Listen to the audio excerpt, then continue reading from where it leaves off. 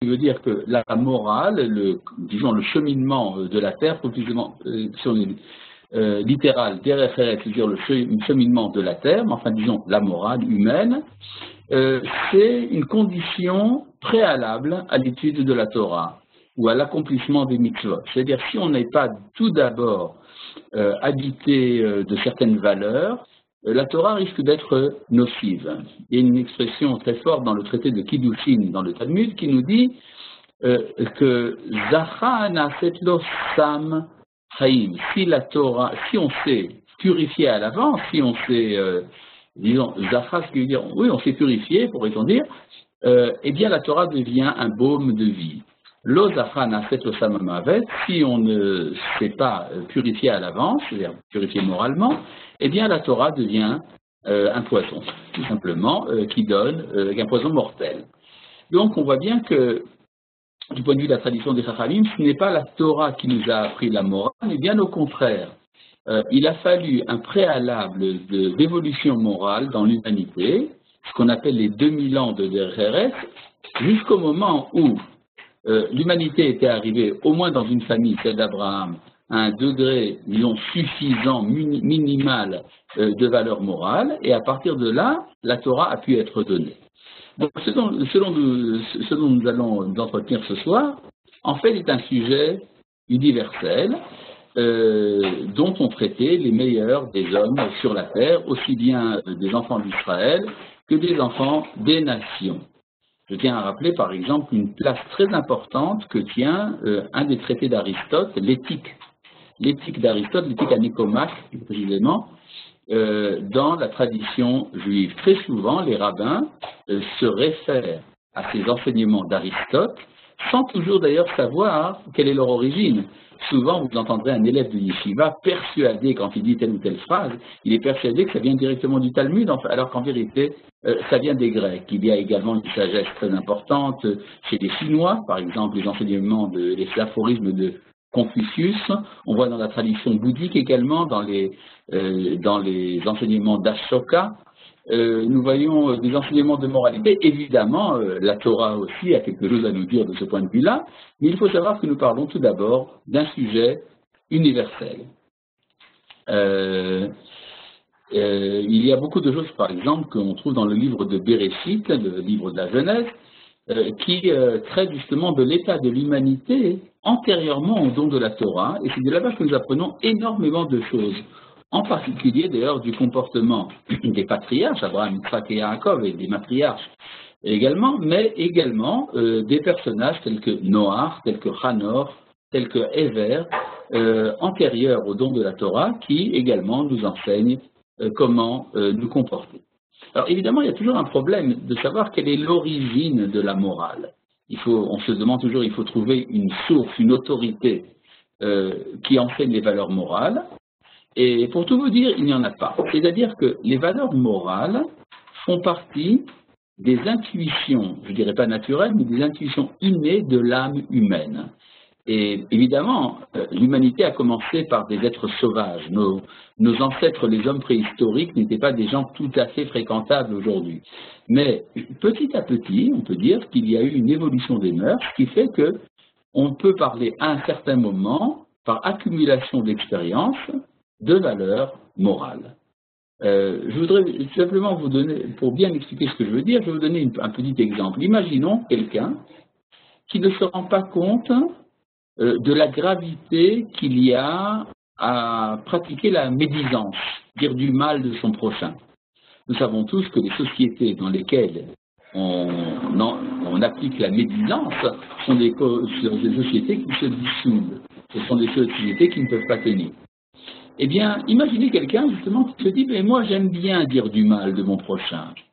Et puis un beau jour, il étudie la Torah, et il voit qu'il y a une interdiction du Lashon Hara. De Lashon Hara, l'interdiction de la médisance. Alors évidemment, c'est très embêtant pour lui. Il se dit, mais alors que faire?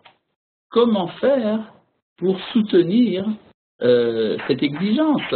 J'aime tellement dire du mal de mon prochain. Mais enfin, bon, comme il est religieux et qu'il accepte la Torah, il va se forcer. Il va s'empêcher de dire du mal de son prochain. Il va même étudier les textes de la Torah qui disent quelles sont les règles de la médisance. Et puis après avoir fait beaucoup d'efforts, il va découvrir qu'il y a de nombreux cas dans la halakha où non seulement la médisance est autorisée, mais elle est parfois même recommandée.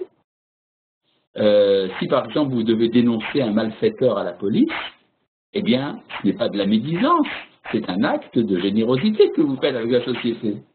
Donc il y a de nombreux cas où on a le droit de dire du mal de son prochain, et cet individu dont nous parlons va devenir le spécialiste universel des nombreux cas où on a le droit de dire du lachon hara, on a le droit de faire de la médisance. Alors évidemment, ça ne sera pas le meilleur des hommes. Ça sera un homme justement qui n'aura pas purifié sa personne, même s'il a été en accord avec la halakha. Et j'irai même plus loin. Le fait même qu'il connaisse la halakha peut l'amener justement à une dégradation morale. Vous comprenez donc pourquoi il est important tout d'abord de comprendre pourquoi est-ce qu'il est mal absolument de dire du mal de son prochain. C'est alors que les règles qui autorisent la médisance prennent leur sens. Parce qu'il s'agira justement de cas limites, de cas où parfois c'est même nécessaire. Mais ce n'est pas, disons, l'intuition immédiate de l'être. Mon intuition immédiate, une fois que je suis bien préparé moralement, c'est à considérer que la médisance est un mal. Et alors, je peux donc étudier la Torah. De même, quand la Torah a été donnée au Mont Sinaï et que Dieu a dit qu'il ne tuera point, il n'a pas parlé avec une bande d'assassins qui ne pensaient qu'à une seule chose, c'est tuer leur prochain et qui brusquement ont appris qu'il ne fallait pas le faire.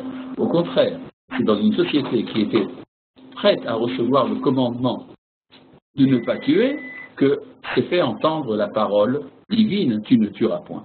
Donc je pense que ceci est assez clair, la morale ne vient pas, je vais très loin, la morale n'a pas sa source dans la Torah. Évidemment, si une fois qu'on a acquis la morale et qu'on a étudié la Torah, alors on peut arriver à un niveau moral supérieur. La Torah affine ce que nous avons déjà au départ. On peut comparer la Torah à une goutte d'eau. Une goutte d'eau qui tombe sur un grain de blé. Si c'est sur un grain de blé que ça tombe, eh bien ce qui va pousser, c'est un épi de blé. Si ça tombe sur de l'ivraie, ce que ça va donner, ça sera de l'ivraie.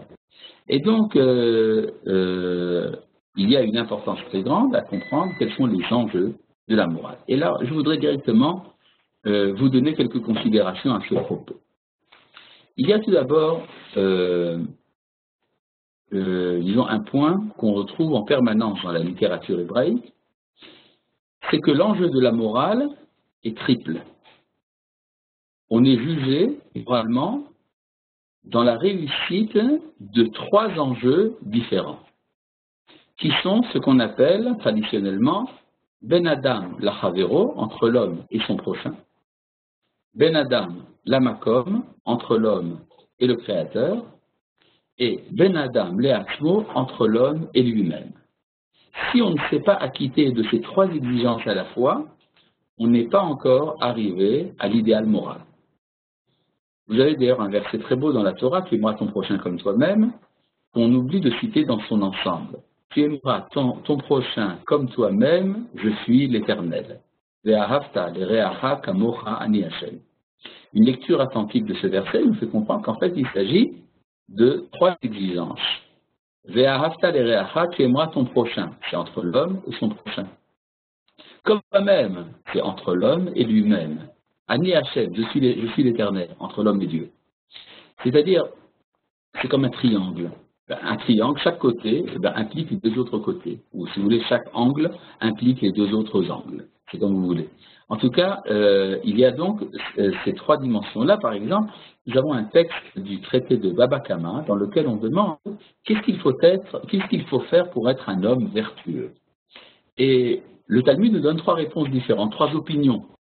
La première opinion nous dit il faut accomplir les lois de Nezikin. Nezikin, c'est les lois sur les dommages, les dédommagements des dommages.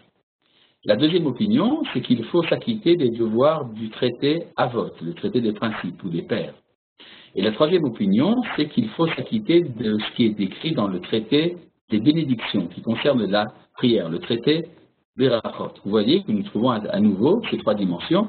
entre l'homme et son prochain, ne pas faire de dommages ou réparer les dommages, entre l'homme et lui-même, ce qu'on appelle les midotes, les vertus intrinsèques de l'homme, et également, ben Adam Lamakom, les prières.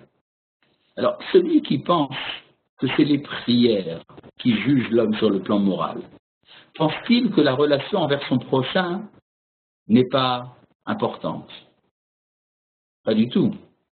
Celui qui pense que l'enjeu c'est la prière, c'est parce que pour lui, la relation envers le prochain, ça va de soi.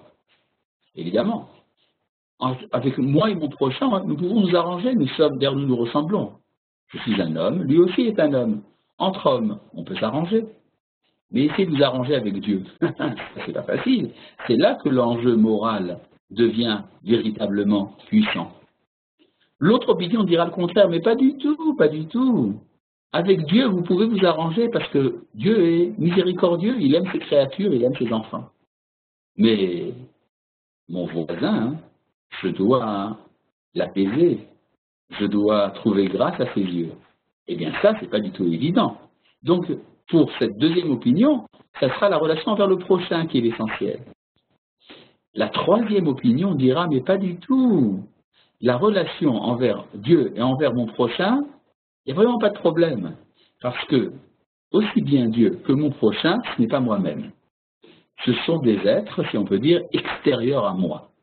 Dieu en tant que créateur, mon prochain en tant que prochain. Avec l'extérieur, il est relativement facile de s'arranger. Mais imaginez que l'ennemi de moi-même, c'est moi-même. Là, ça devient très dur. C'est la relation de l'homme envers lui-même qui est l'enjeu moral. Donc vous voyez que les trois opinions, en fait, se recoupent. Le Talmud nous dit que pour apprendre la morale, eh bien, il faut l'apprendre chez des gens moraux. Mais qui sont ces gens moraux? Eh bien, le Talmud nous dit, ça dépend. On peut en trouver chez les nations, on peut en trouver chez les juifs. Par exemple, quand on veut apprendre quel est le sommet du respect des parents, eh bien, le Talmud, dans le traité de Kiddushin, nous amène l'exemple d'un non-juif, d'un goy, idolâtre d'ailleurs, qui vivait dans la ville d'Ashkelon, en Eretz Israël, et qui avait un très profond respect pour son père, et c'est de la manière dont il respectait son père que le Talmud déduit jusqu'où doit aller le respect des parents. Et bon, vous avez en fait, on pourrait multiplier les exemples. La littérature hébraïque est fourmille d'exemples de moralité. Donc on ne va pas maintenant faire une étude de tous les livres. Je vous recommande évidemment l'étude de quelques-uns de ces livres, le traité des 8 chapitres de Maïmonide, ainsi que le livre Messilat Yesharim, le Sentier des Justes de Lutzato, Rabbi Moshe Chaim Lutzato. Pour ceux qui sont un peu plus avancés, peut-être le livre également Sha'arei Kedusha, les portes de la sainteté de Rabbi Chaim Vital. Mais enfin, si vous voulez, il y a des étagères pleines de livres d'enseignement de moralité dans la bibliothèque juive, très souvent d'ailleurs traduit en français. Je tiens aussi à rappeler un ouvrage très important qui a été traduit en français par André Chouraki, qui s'appelle L'introduction aux devoirs des cœurs par notre maître Rabbi Bahya Ibn Pakuda, du XIe siècle, à Saragosse. Bon, ça suffit là pour l'instant pour la bibliographie.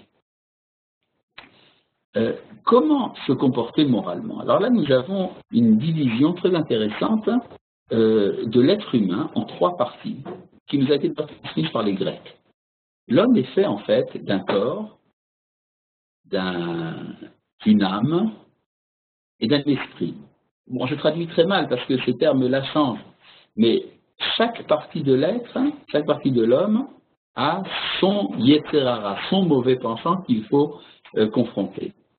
Il y a ce qui vient du corps, eh bien, c'est l'enjeu de la moralité corporelle, donc sexuelle. Et puis, il y a également les forces qui habitent notre âme dans le sens de notre âme animale, c'est-à-dire la colère, la volonté de puissance. Ça aussi, c'est le Yetzerara du Nefesh, comme on dit. Et puis, vous avez le Yetzerara intellectuel, qui est, c'est par exemple, on peut être tenté par l'athéisme, on peut être tenté par l'idolâtrie, par certaines doctrines philosophiques, par certaines hérésies. C'est là qu'il y a une autre forme de l'enjeu moral également. Et ce sont donc 3 dimensions. Mais rentrons un peu plus dans le détail. Je voudrais vous citer un enseignement de Maïmonide. Vous avez ici, dans la source, dans le traité des 8 chapitres. Alors, qu'est-ce qu'ils ont mis là? On va voir.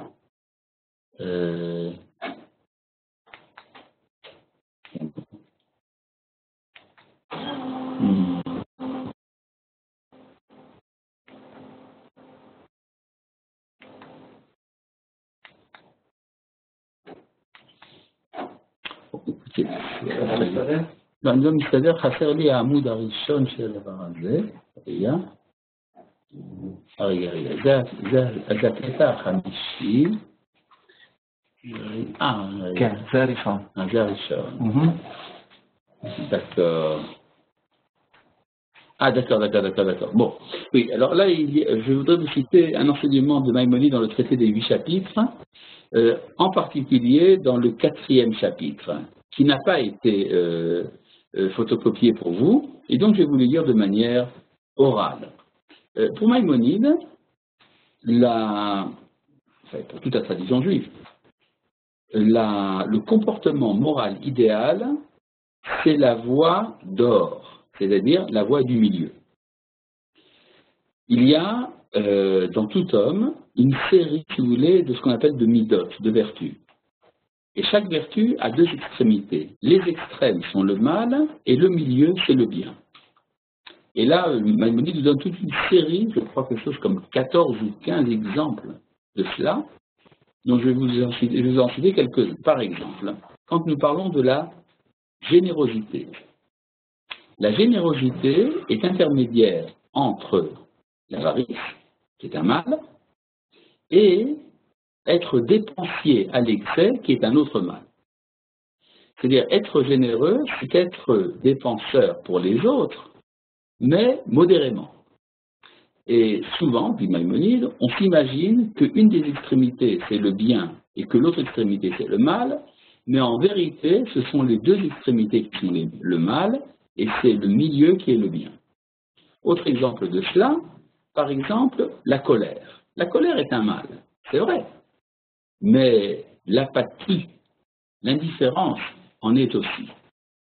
Et donc, l'enjeu moral sera d'être sensible à ce qui peut être choquant, sans pour cela arriver à l'emportement. De même, pour ce qui est de, un autre exemple de cela, la honte. La honte est un mal. C'est-à-dire quoi la honte? La honte, ça veut dire être gêné par rapport aux autres êtres au point de remettre en question sa propre légitimité. Ça, c'est un mal.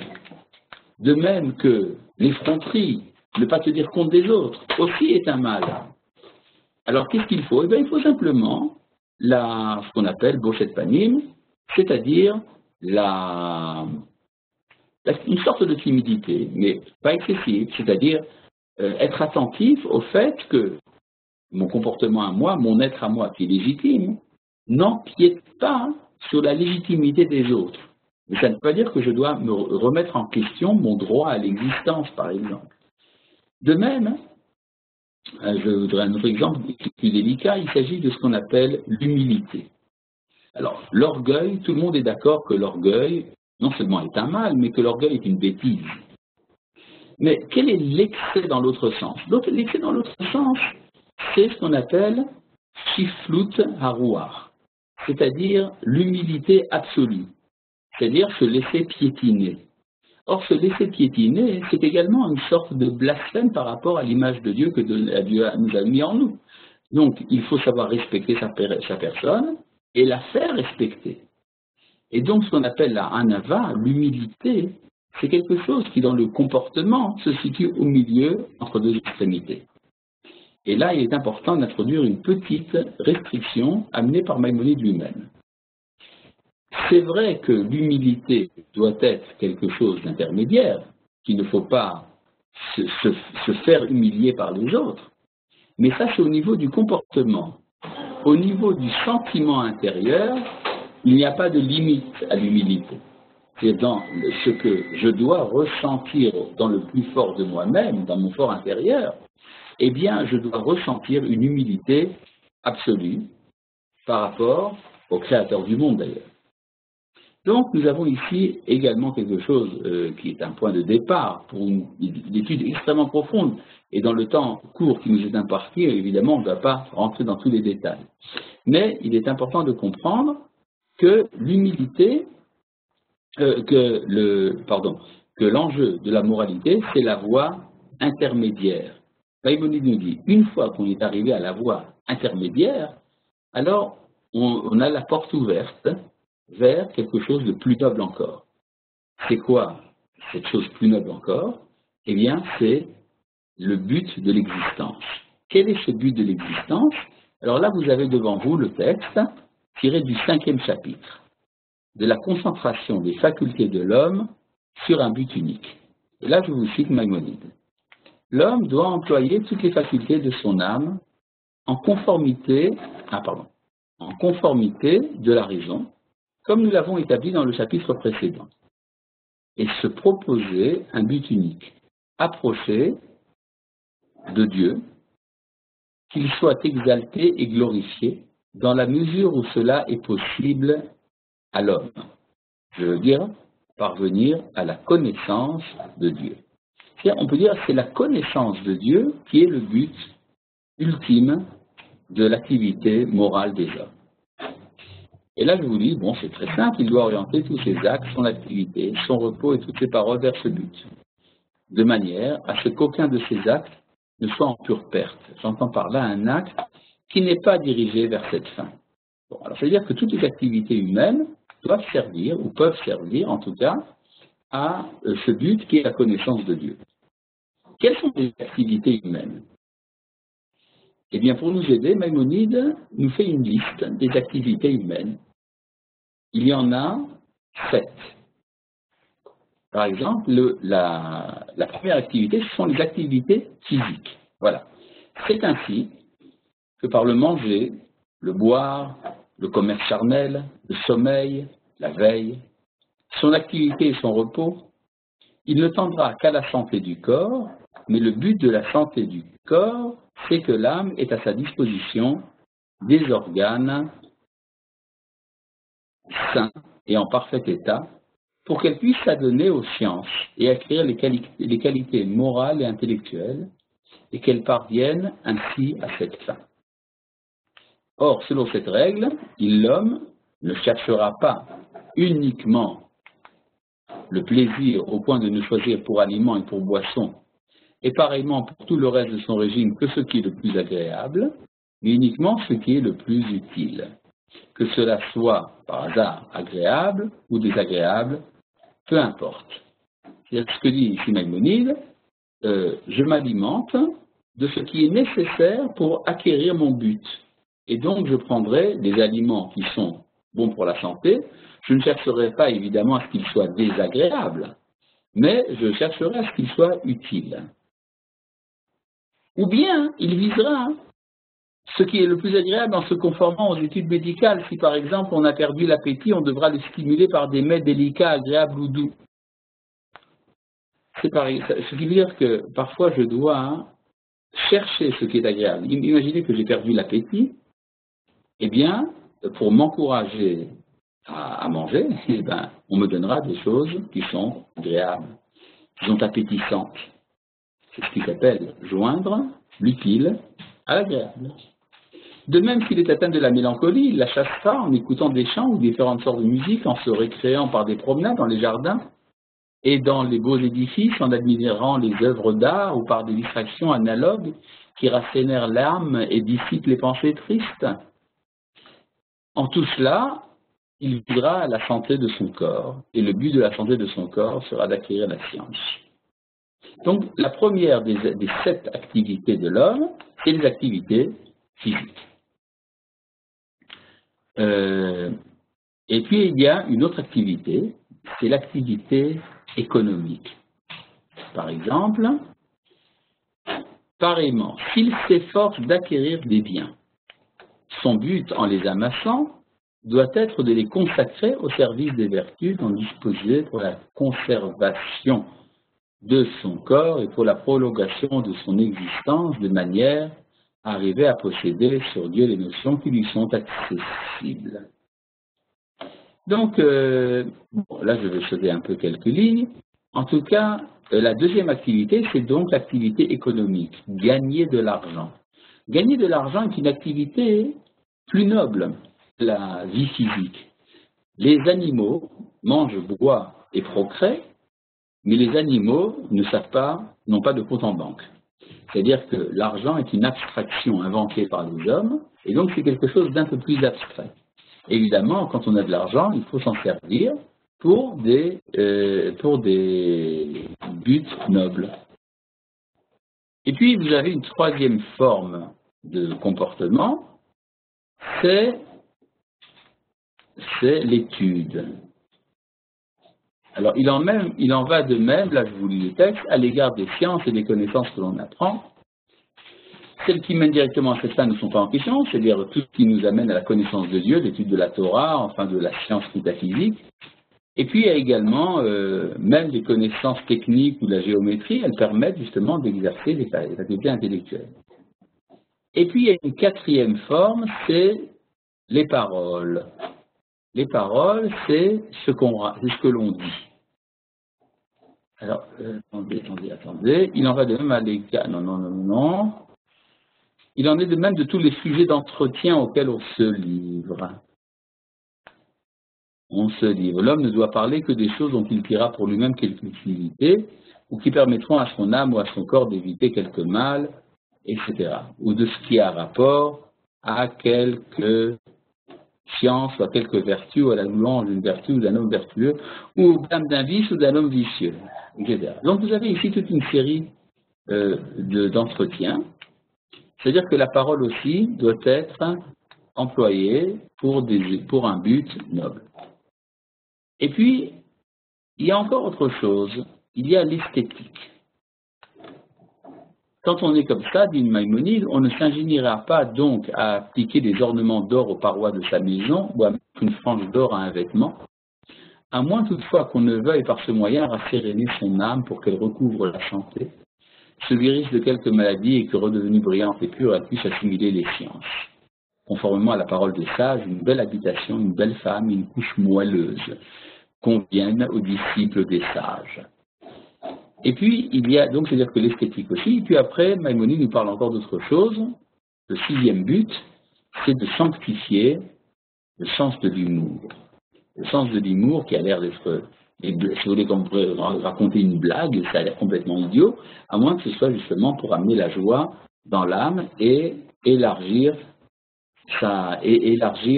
son champ de réflexion. Et puis il y a une septième activité dont Maïmonide parle de manière extrêmement délicate, c'est l'activité interdite, c'est-à-dire quand on fait des péchés. Le péché aussi, eh bien il a un but.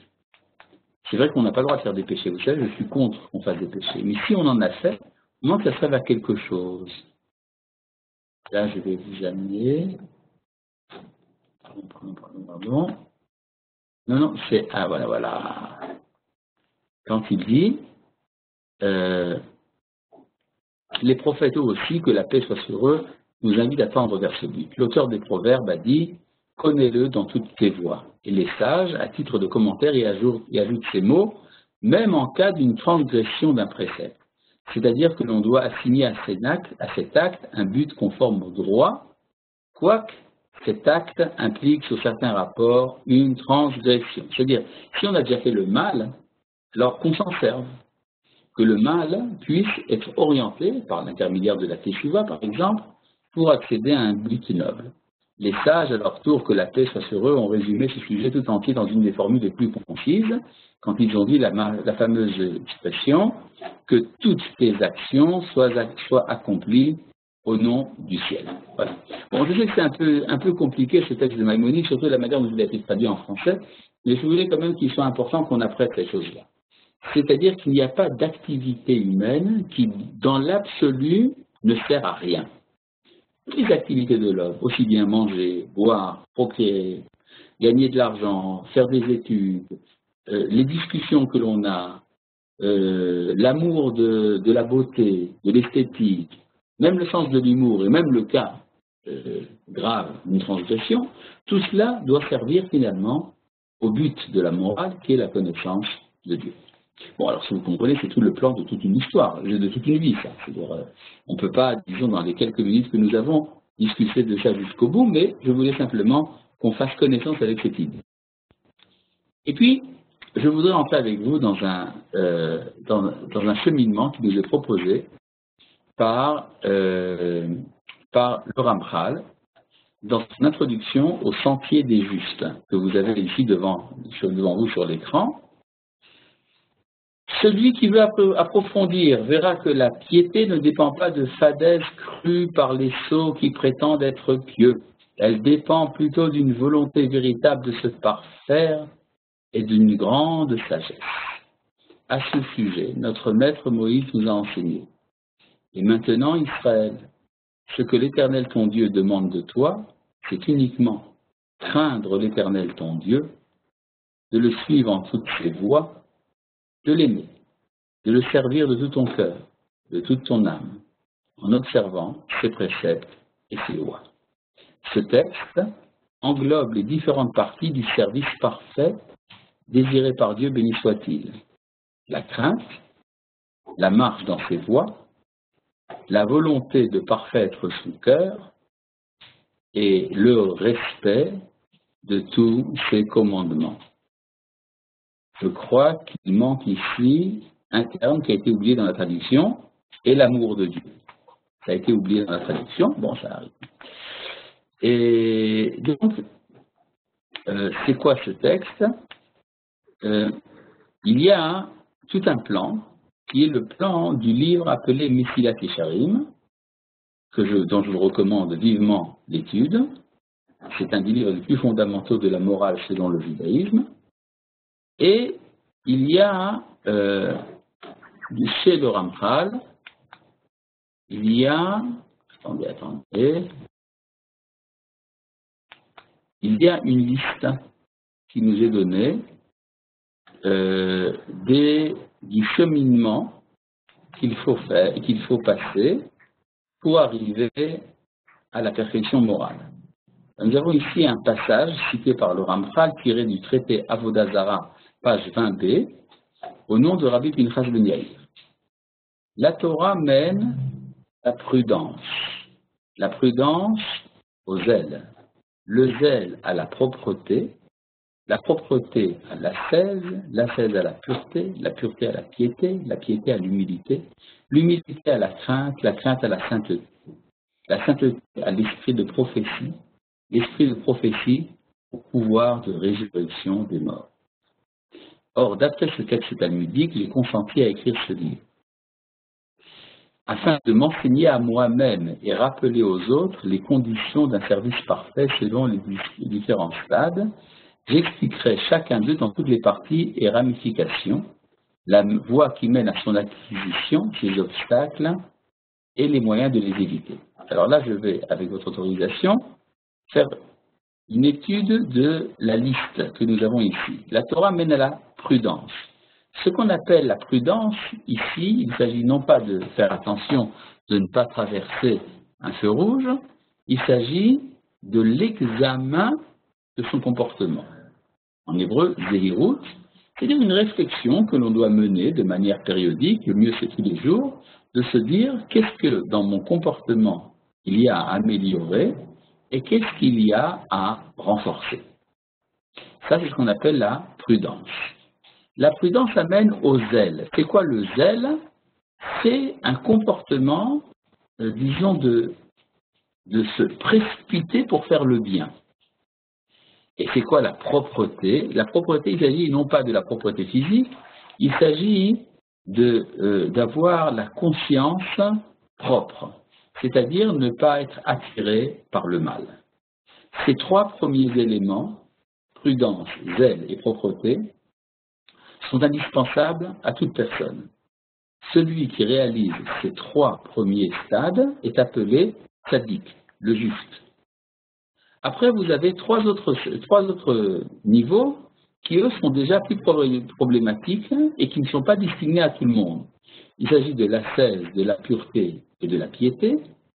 Ça demande une certaine restriction du comportement de tous les jours.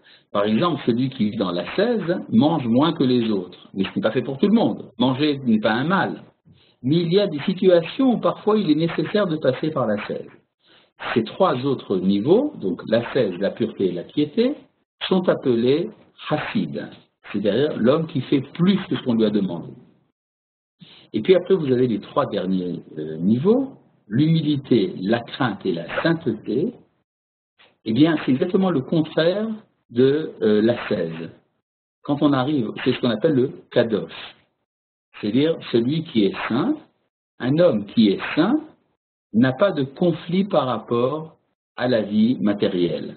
Il est tellement saint, il est tellement lié à Dieu, qu'il n'y a pas pour lui d'opposition entre lui et le monde. Donc il mange bien, il boit bien, il jouit de ce monde et il reste malgré tout dans la sainteté. C'est ça, si vous voulez, l'idéal moral du point de vue de Rabbi Moshe Chaim Luzzatto. Un dernier point, je vais très vite, je sais, mais un dernier point qu'il est important de signaler, il y a une différence dans la morale entre ce qu'on appelle le yachar et le kovesh, le droit et le dominateur. Le dominateur, c'est celui qui doit dominer ses instincts. C'est-à-dire, je fais le bien, mais j'ai une lutte intérieure. J'aimerais bien faire le mal. Mais, comme j'ai décidé d'être juste, je ne fais pas le mal. Je suis ce qu'on appelle kovesh et titzro, celui qui domine son instinct. C'est très méritant. Et puis, il y a celui qui fait le bien parce qu'il aime ça. Il n'y a pas de conflit pour lui entre le bien et le mal. Il opte pour le bien de manière quasi naturelle. C'est ce qu'on appelle le yachar. Un des enseignements très importants de Maïmonide, c'est que il est préférable d'être yachar que kovesh. C'est-à-dire il n'y a pas d'exaltation du conflit intérieur. Quand il y a des conflits, alors on m'encourage à me dominer, on m'encourage à réussir dans ma lutte contre mes mauvais instincts. Mais il est évident qu'il est préférable d'arriver à une situation dans laquelle il y a une harmonie totale entre moi et mes instincts, parce qu'à partir de ce moment-là, il n'y a plus de conflit entre l'âme et la nature, entre l'homme et le monde. Si vous voulez, on peut dire que le bonheur de l'homme, c'est quand le mauvais penchant et le bon penchant veulent la même chose. Vous avez certainement pu rencontrer ce qu'on appelle un mariage. Quand il y a un mariage, toute l'assistance ressent à un moment qu'il y a, pour un moment très court, un moment de bonheur absolu qui remplit la salle. Tout le monde est heureux. Et pourquoi donc? Eh bien, un de nos maîtres, le Rav Ashkenazi, disait, c'est parce que c'est le moment où il devient évident pour tout le monde que le mauvais penchant et le bon penchant de l'homme, en fait, veulent la même chose. Et donc, ça prouve que notre vie n'est pas un enfer. C'est ça l'enjeu moral de la Torah d'Israël. Voilà, on va s'arrêter là pour l'instant. Dans quelques minutes, nous allons reprendre pour la deuxième phase de notre étude ce soir, qui va porter sur le messianisme. Alors, je vois qu'il n'y a pas eu de questions, pas d'intervention, c'est que vous êtes très timide et très poli ce soir. Et donc, nous nous reverrons dans 3 minutes, 4 minutes. Ouais. Dans 4 minutes, on revient à notre étude. Shalom. כן, 4 דקות.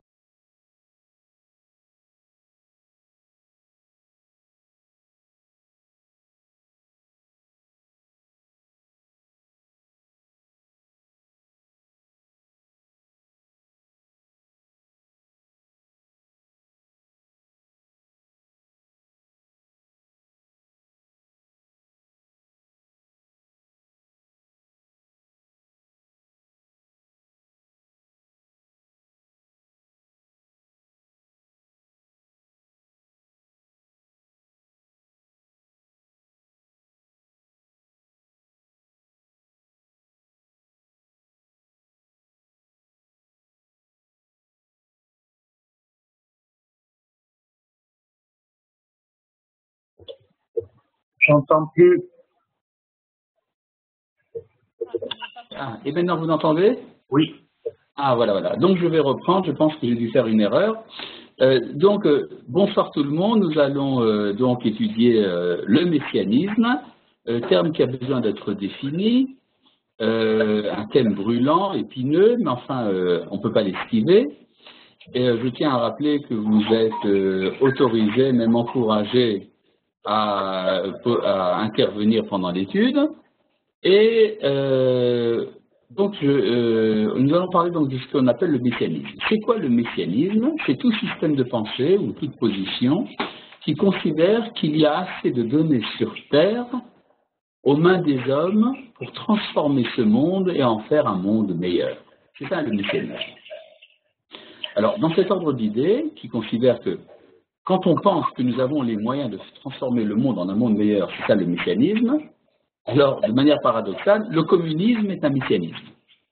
Parce que le communisme ou le socialisme considère que si on fait quelques petites actions, telles que par exemple la dictature du prolétariat, on fait la révolution, eh bien le monde sera meilleur. De ce point de vue-là, le judaïsme aussi est un messianisme. Alors, le judaïsme pense que nous avons des données suffisantes pour transformer notre monde en un monde meilleur.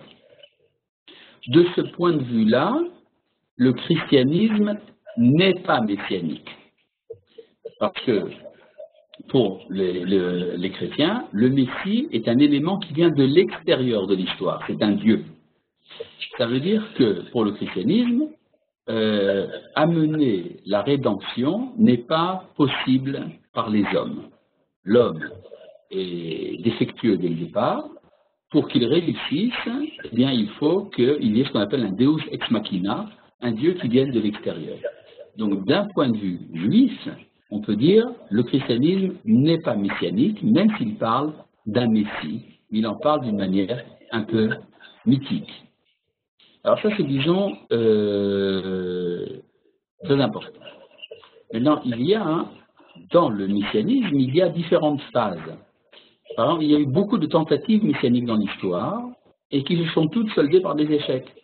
C'est-à-dire, très souvent, les hommes ont pensé avoir trouvé le remède idéal qui amènerait à un monde meilleur. Et puis, ça a échoué. On appelle ça un avortement messianique. C'est comme si l'homme devait accoucher de quelque chose, devait engendrer, et puis ça n'a pas vraiment réussi. Le Talmud donne un nom assez bizarre au Messie. Le Messie est appelé Bar Naphlé, fils des avortons. Ça veut dire quoi qu'il est le fils des avortons? Ça veut dire qu'il est l'aboutissement de tous les avortements messianiques de l'histoire. À travers le Messie, réussissent les tentatives. Si vous voulez, par exemple, quand on parle de la révolution communiste. Alors, bon, aujourd'hui, nous savons que ça a été un échec dans l'histoire. Mais ça ne veut pas dire que c'est un échec total. Une certaine sensibilité s'est développée chez les hommes par rapport à la condition ouvrière, les dangers de cette condition, les dangers du capitalisme, le fait qu'il y a des syndicats pour protéger les travailleurs. Eh bien, tout ça, ce sont des acquis de la révolution communiste quand même. Et donc, on peut dire qu'il en est resté quelque chose, une étincelle. De même, on peut dire qu'à travers le christianisme, à travers l'islam, à travers toutes les tentatives que nous avons connues dans l'histoire, il en est toujours resté quelque chose, une trace est restée. Et on peut dire, disons, que la grandeur du Messie, justement, c'est de savoir réunir toutes ces traces et en faire de la véritable rédemption du monde. Comment se fait cette rédemption, pourrait-on dire? Eh bien, pour les Hébreux, ça passe par un événement qu'on appelle la Géoula. La Géoula, la délivrance. Il s'agit tout d'abord, en tout premier lieu, de la délivrance politique du peuple d'Israël. Rappelez-vous ce texte de Maïmonide qui apparaît tout de suite sur l'écran, tiré des 2 derniers chapitres du Mishneh Torah de Rambam, de Maïmonide. Et voici la première loi: le roi Messie ou Mashiach se lèvera un jour pour rétablir la royauté de David en son état, comme lors de son institution. Il reconstruira le sanctuaire, il rassemblera les exilés d'Israël. C'est-à-dire que le Messie remplit tout d'abord une fonction politique, c'est un roi, le roi Messie. Donc, on parle tout d'abord d'un événement de libération nationale. Vous savez que le fondateur du judaïsme a rencontré les rabbins de son temps, le grand Sanhédrin, ce qu'on appelait les pharisiens à l'époque, et il leur a dit en substance la chose suivante. Vous autres, les pharisiens, vous attendez que le fils de David arrive pour vous libérer de la domination des Romains. Mais moi, je ne suis venu que pour sauver les âmes. C'est-à-dire que le messianisme de Jésus est un messianisme d'ordre totalement spirituel. La cité, le politique, ne fait pas partie de son projet. On peut dire que du point de vue de la Torah, c'est exactement le contraire. Ce qui est important, ce n'est pas de sauver l'âme, l'âme est sauvée dès le départ, on en avait parlé dans notre étude sur l'immortalité de l'âme. Mais l'enjeu véritable, c'est notre monde. Or, notre monde est dominé par la politique. Si on ne prend pas la responsabilité de la libération politique d'Israël, nous perdons l'ustensile essentiel de la réussite du messianisme dans le monde. Donc ça passe tout d'abord par un rétablissement de l'indépendance politique des Juifs. D'ailleurs, vous avez dans le chapitre 12 dans Maïmonide, j'avais envoyé ici une deuxième source, la voici, il dit la chose suivante. Voilà, vous voyez ici au chapitre 12, au deuxième alinéa, au deuxième paragraphe, nos sages ont enseigné la seule différence entre notre époque et les temps messianiques est la fin de notre assujettissement au peuple. C'est-à-dire, c'est l'indépendance politique d'Israël qui est le passage d'un moment de l'histoire à un autre moment. Au Hachem, de nos jours, nous vivons cet événement. Nous sommes revenus à l'état de l'indépendance politique d'Israël, et donc on peut dire que ce qu'on appelle les temps messianiques, c'est un processus qui est enclenché. Vous voyez bien que ce n'est pas un processus ni miraculeux, ni mystique. Ce n'est pas une illumination, disons, de type mystique qui sort du Mashiach, qui émane de cette personne. C'est au contraire, c'est un événement politique qui peut évidemment arriver au rétablissement de la dynastie du roi David.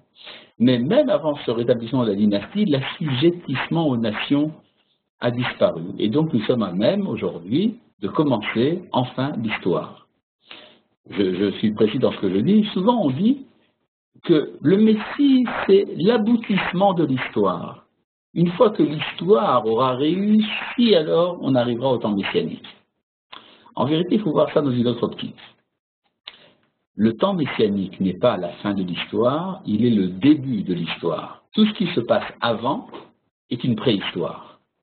C'est une préhistoire parce qu'une situation dans laquelle il y a en permanence des guerres, des maladies, des rivalités, les hommes s'occupent de bêtises au lieu de connaître de la connaissance de Dieu, eh bien tout ça, ce n'est pas une histoire normale.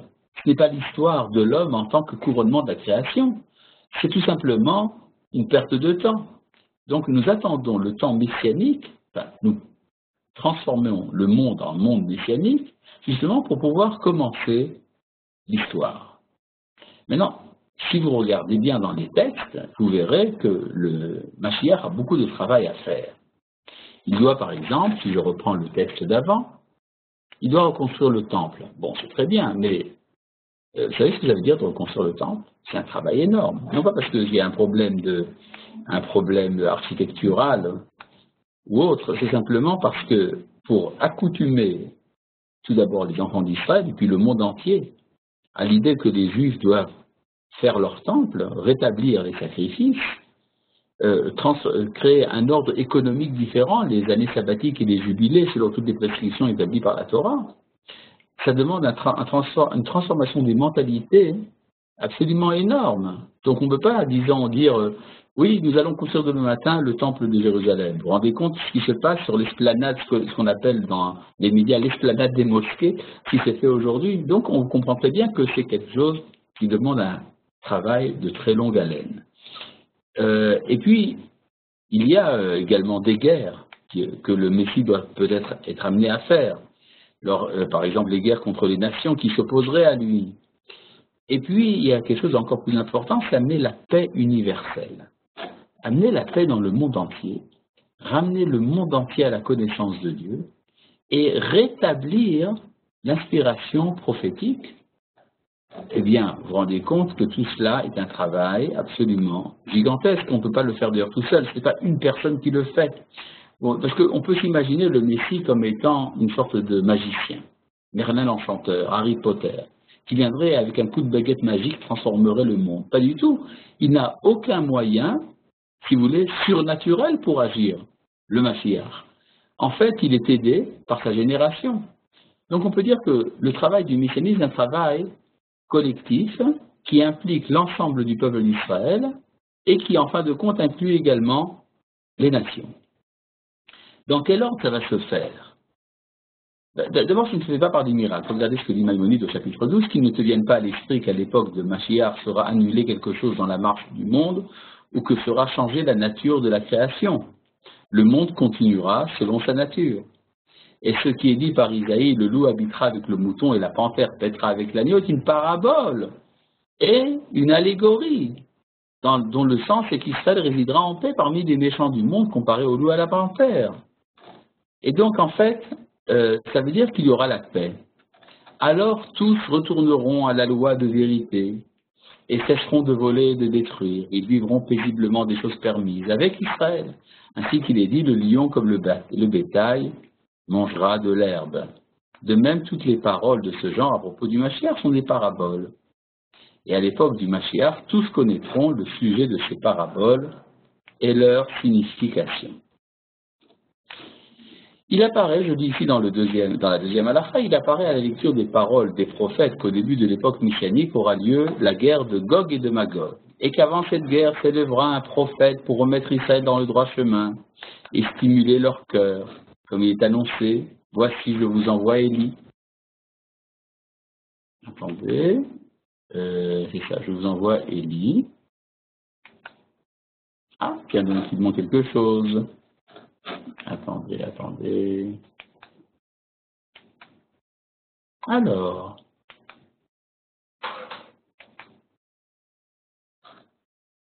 Attendez. Nous y arrivons tout de suite. Presque, nous y sommes presque arrivés. Voilà.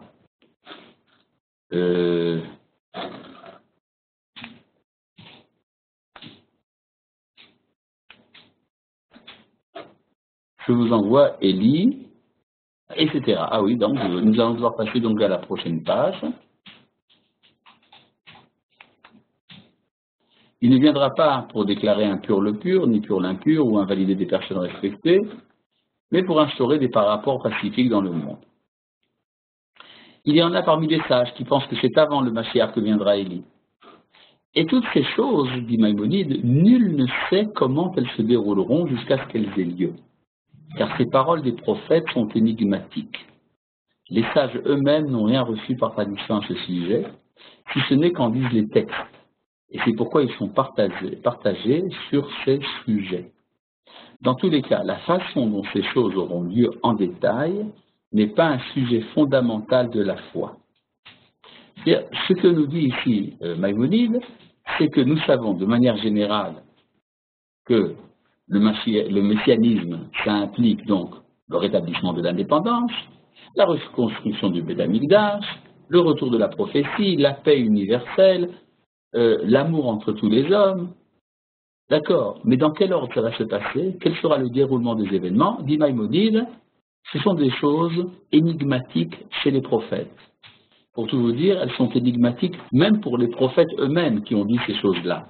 Parce que quand un prophète d'il y a 3000 ans donne une parabole sur ce qui va se passer un jour, il ne sait pas lui-même comment sera le détail de ces choses. Est-ce que ça sera par l'Organisation des Nations Unies? Est-ce que ça sera par Tzal? Est-ce que certains éléments se feront par les associations noachiques dans le monde? Eh bien tout cela, le prophète ne veut pas le savoir à l'avance. En fait, c'est une manière de dire que le déroulement du messianisme se fait à travers les hommes. Et puis, il y a également une petite remarque de Maïmonide que je vais vous citer à partir de l'édition non censurée. Le chapitre 11, que vous avez eu devant les yeux, comporte dans les éditions non censurées ce que Maïmonide a pu écrire, entre autres, sur le christianisme et l'islam, et le rôle que remplissent ces deux religions dans la marche du messianisme.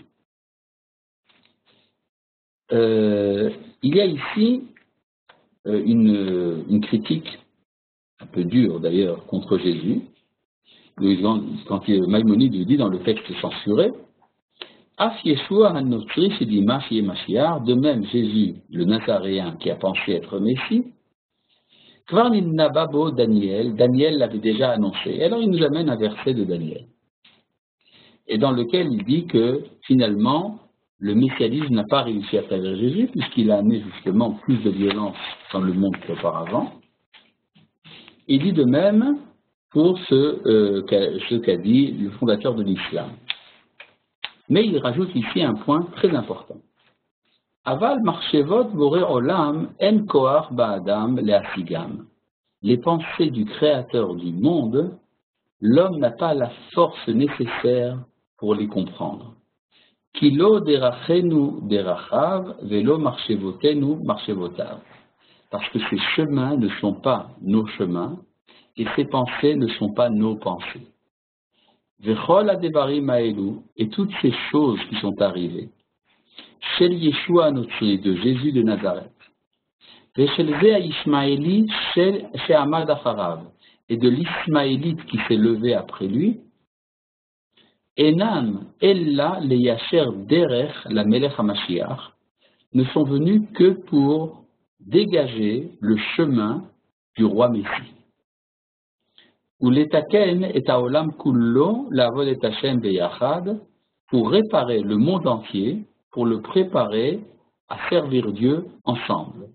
Chez Nehemar, ainsi qu'il est dit, Ki az ehefor el amim safa berura, car alors je bouleverserai chez les hommes un langage clair, l'ikro kulam beshem Hashem, pour que tous invoquent le nom de Dieu, ou les ovdo shechem echad, et le servent d'une même épaule. Ketzad, de quelle manière? Kvar nitmala ha'olam kulo midivrei HaMashiach. Le monde entier est rempli de discours messianiques. Ou midivrei HaTorah ou midivrei HaMitzvot, et des paroles de la Torah et des paroles des commandements. Ou fashtu dvarim elu ba'im arechokim, et ces choses ont été disséminées dans les îles lointaines. Ou ve'amim rabim arlelev, et dans de nombreux peuples au cœur incirconcis. Ils discutent de ces choses-là, dit Maïmonide. C'est-à-dire, les nations discutent des enseignements des prophètes. Ou mitzvot à Torah, ils discutent également des commandements de la Torah. Elu omrim mitzvot elu emet hayu chorbatlu bazmanazé. Certains pensent que les mitzvot ont été abolis. Et d'autres disent que les mitzvot sont des paraboles. Vous voyez qu'ils visent aussi bien l'islam que le christianisme. Mais lorsque le roi Messie se lèvera en vérité, qu'il réussira, miyad el kulam chozrim, tous reviennent sur eux, se rétractent, et apprennent que c'est un mensonge ce qui leur a été enseigné par leurs ancêtres, et qu'ils ont été trompés par leurs ancêtres et leurs prophètes. C'est-à-dire qu'il est important, dit Maïmonide, que la connaissance de la Bible soit diffusée dans le monde pour, disons, sensibiliser les pensées aux enseignements messianiques. C'est-à-dire que vient un temps où nous devrons dire rétroactivement merci aux grandes religions qui ont précédé le messianisme, parce qu'elles ont permis justement au Messie de se faire comprendre. Imaginez simplement que l'ère messianique arrive dans un monde où les hommes ne comprennent rien à la tradition biblique, eh bien, ça sera pour eux comme du chinois pour un français. Donc, heureusement, on peut dire, il y a eu ces cultes qui, bien, avec toutes leurs erreurs, ont quand même transformé les cœurs de l'humanité. Et tout cela fait partie du messianisme. Vous voyez ici la grandeur de la vision de Maïmonide, qui donne un sens également aux rivaux d'Israël. Il y a un texte du Zohar dont je voudrais vous faire part, le Zohar de la tradition donc secrète de la Torah, qui dit que pour rentrer dans la yeshiva du Mashiach, le Mashiach, vous savez, il a sa yeshiva en haut, eh bien, on ne peut rentrer dans cette yeshiva que si l'on a la qualité de transformer l'obscurité en lumière et l'amertume en douceur. Ça veut dire quoi? Il y a plusieurs interprétations. Certains de nos maîtres ont expliqué, c'est qu'au temps messianique, il y a beaucoup de processus qui passent par des choses qui, ouvertement, sont mauvaises. Par exemple, si je prends un problème intérieur aux Juifs, le fait que l'État d'Israël soit fondé par des pionniers qui ne respectent pas les lois de la Torah. Ou bien que de grandes choses se sont faites dans le monde à travers des catastrophes telles que les 2 guerres mondiales. Et donc, on risque d'être découragé. Quand on voit à quel point le mal l'emporte sur la terre, alors on peut se dire, oh là là, nous sommes loin de réussir. Et donc, il faut avoir la capacité de voir la lumière là où d'autres voient l'obscurité. C'est comme ça qu'on peut rentrer dans la yeshiva du Mashiach. Encore un petit point que je voudrais mettre au clair. Vous savez qu'on parle beaucoup dans la tradition du Messie fils de David.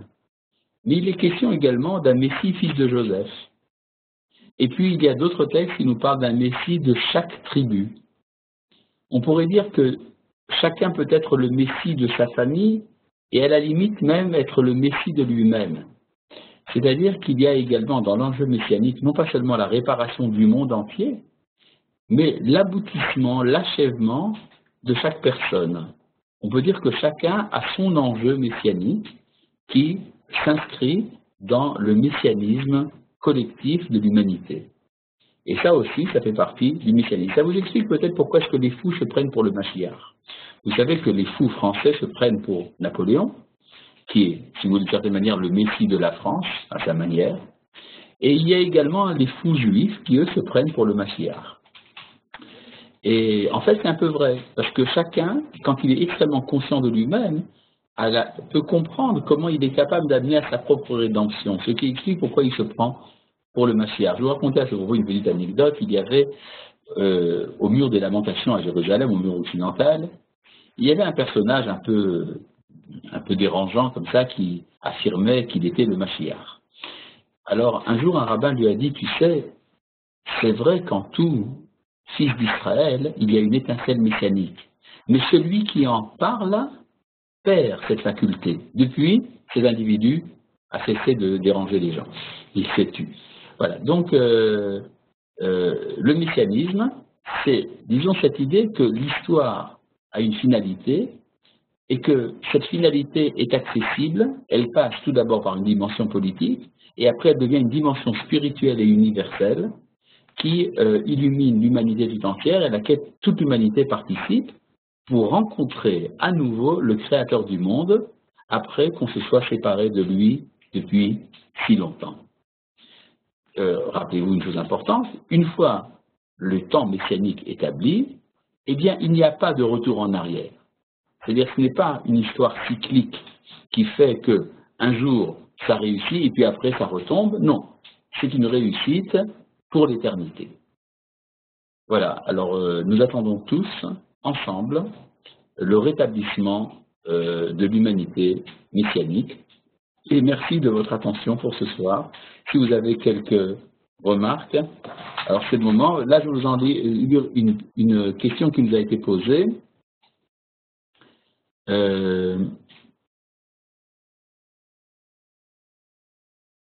Shalom Rav, vous dites dans le 3e cours, après avoir parlé d'Enoch, que lorsqu'on s'adresse à Dieu étant fini, nous ne pouvons que nous tromper. Mais nous pouvons lui répondre. Que peut-on dire de la prière personnelle que l'on fait avec ses propres mots? J'imagine qu'elle n'est pas à rapprocher, enfin, ici il me manque la suite de la ligne, de Enoch. La prière personnelle est toujours adressée au Dieu qui a parlé au prophète. Donc c'est toujours une réponse. Là, il y a encore une autre question. J'ai visionné le cours numéro 3. Et j'ai quelques questions à poser.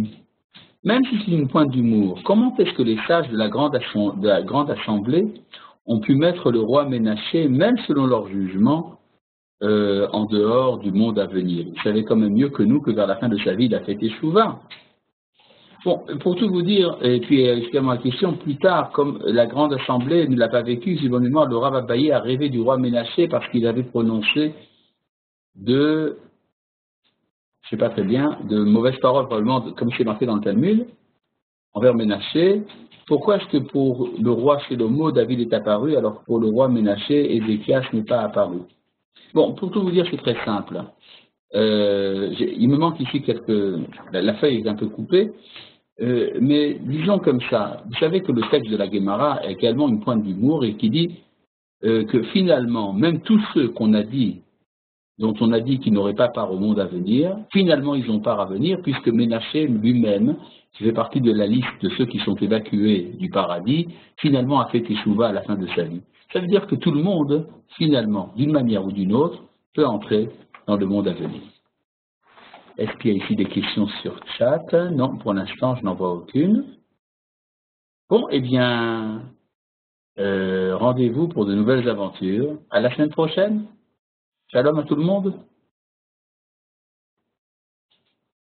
Vous avez tous peur de répondre? Non, c'est pas grave.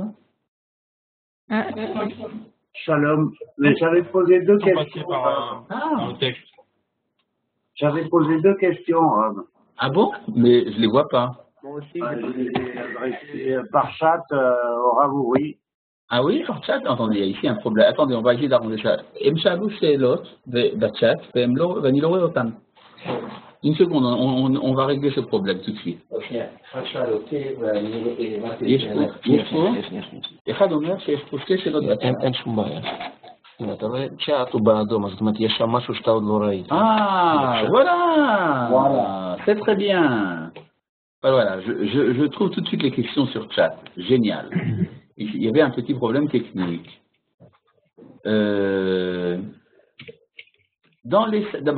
Tout d'abord, dans les 7 lois noachides, tu ne tueras point. Est-ce qu'il faut l'entendre par tu ne tueras point au sens littéral général ou dans le sens tu n'assassineras point? Ça veut dire qu'il y a des cas où on a le droit de tuer. Par exemple, si vous êtes en légitime défense, bien vous avez le droit de tuer, pas de problème. Ah, bon. Je n'ai plus de sound. Oui, ben, ça c'était réglé. Bonsoir Rav, quelle est la source exacte de ce passage que vous avez cité en début d'intervention? Traité Kiddushin, la Torah devient un baume. Merci. Je crois que c'est à la page... C'est dans les environs de la page 30. Je n'ai pas le texte devant les yeux là. Bon, bonsoir Rav. Est-ce que pour amener la paix universelle, les nations devront renoncer à leur religion originelle? En tout cas, la partie qui les incite à remplacer Israël. Vous savez, on peut faire ce qu'on appelle des réparations. Nous avons pour ça, comme quand vous avez par exemple un véhicule qui a besoin d'être réparé, vous n'allez pas le jeter, vous l'amenez au garage et on fait des réparations nécessaires. De même dans le plan, pourrait-on dire, de l'avenir du peuple d'Israël, nous comptons un jour fonder une sorte d'institut international dans lequel chaque religion ou chaque tradition recevra son certificat de cacheroute par les rabbins d'Israël. Shalom, comment le Rambam peut-il restreindre le loup et l'agneau d'une simple paix? Le premier homme dans le jardin d'Éden ne vivait-il pas avec le loup et l'agneau? Et à l'époque messianique, n'y a-t-il pas la résurrection des morts? Pourquoi limiter l'époque messianique à une libération complète d'Israël à son assujettissement? C'est très simple. Le jardin d'Éden étant un monde édénique, c'est un monde spirituel. Donc le loup et l'agneau du jardin d'Éden sont des loups et des agneaux spirituels. Dans son épître sur la résurrection, Maïmonide envisage quand même qu'il puisse y avoir une transformation de la nature des animaux sans qu'il y ait pour cela de miracle, mais simplement par un adoucissement des mœurs animales. De plus, la résurrection des morts comme vous l'avez remarqué, ne fait pas partie du plan messianique. C'est quelque chose qui fait partie du plan de l'histoire, c'est absolument vrai. Mais le messianisme est tout d'abord une dimension politique, parce que la chose la plus urgente sur Terre, c'est d'établir la justice. Par contre, le roi Messie n'a pas les qualités nécessaires pour faire ressusciter les morts. Si de son temps, Dieu est intéressé à ressusciter les morts, ça c'est à lui de le décider. Pourquoi est-ce que le messianisme remplacerait les systèmes politiques mis en place actuellement ou dans le... Non. Est-ce que le messianisme remplacerait les systèmes politiques mis en place actuellement ou dans le futur? On peut dire que une des choses importantes que le Messie devra étudier, c'est la science politique, justement. Et pour cela, on aura besoin de l'expérience de beaucoup d'hommes, pas seulement de lui. Rav, dans le chapitre 11 de Rambam, il est dit qu'avant la guerre de Gog et Magog, un prophète s'élèvera. Il paraît que cette guerre a commencé déjà en Syrie. Si c'est le cas, quel est le prophète qui s'est élevé avant? Oui, alors rappelez-vous, Maïmonide dit que certains disent qu'un prophète viendra avant Gog et Magog, certains disent qu'il viendra après. Est-ce que la guerre de Gog et Magog a commencé en Syrie? Je n'en ai aucune idée. Si vous voulez, un jour on fera une étude spéciale sur les textes qui parlent de Gog et Magog. Je ne vois pas très bien qui est le prophète, effectivement. Bonsoir, Rav. Est-ce que pour amener la paix universelle, les nations devront renoncer à leur achat? Est-ce que... Ben voilà. Non, oui, non, ça ne fait que revenir sur les questions déjà posées. Voilà. Pour l'instant, je n'ai pas d'autres questions devant moi. À moins que vous en ayez, vous êtes invités à les présenter.